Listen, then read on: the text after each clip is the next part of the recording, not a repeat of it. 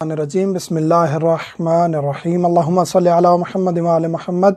मोमिनीन कराम, आज हम जिक्र करेंगे कि रोज़ाना की नवाफिल नमाज़ें किस तरह अदा करनी हैं और कितनी हैं। मौला का फरमान है कि मोमिन की अलामत है कि वो 51 रकात डेली अंजाम दे।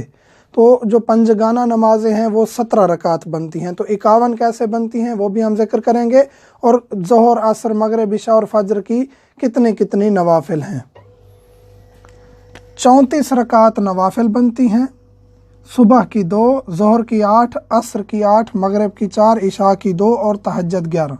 सुबह की 2, ज़ोहर की 8, असर की 8, मगरिब की 4, इशा की जो 2 बैठ के पढ़नी है वो 1 रकात शुमार होगी, 1 और तहज्जुद की 11, 1 और तहज्जुद की 11, और उसमें 17 रकात जो हम अंजाम देते हैं फरीज़ा, 2 फजर की, 4 और 4 ज़ोहर और असर की, 4 इशा की और 3 मगरिब की, ये 17 शामिल करेंगे तो ये तादाद बनती है 51 रकात।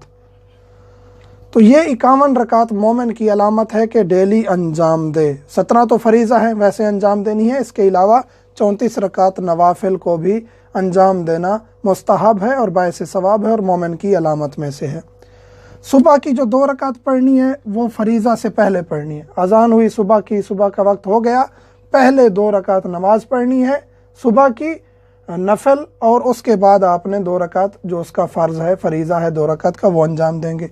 ज़ोहर की भी पहले, सुबह की पहले, ज़ोहर की भी पहले पढ़नी है 8 रकात, 2-2 करके पढ़नी है।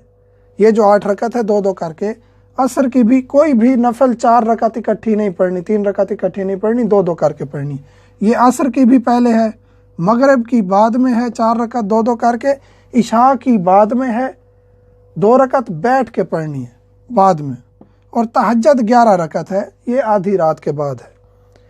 कुर्बतन इल्लाह की नीयत से अंजाम देंगे। नवाफिल जितनी भी हैं कस्त करेंगे कि ये नफल मैं जो पढ़ रहा हूँ ये फजर की है या ज़ोहर की है या असर की है या तहज्जुद है, कुर्बतन इल्लाह, अल्लाहु अकबर, और उसको वैसे अंजाम देना जैसे सुबह की नमाज आप पढ़ते हैं। वुज़ू करके चलते फिरते भी अंजाम दे सकते हैं। ये वो नवाफिल हैं, नवाफिल नमाजें जो भी हैं, आप वुज़ू करें, वुज़ू करने के बाद आप नियत करके वहीं जैसे आप काम कर रहे हैं, चल फिर रहे हैं, जैसे ख़वातीन घर के काम काज करती रहती हैं तो नवाफिल भी अदा कर सकती हैं। बैठे हुए हैं अब वहीं आप नवाफिल की यानी इशारे भी ना करें, बस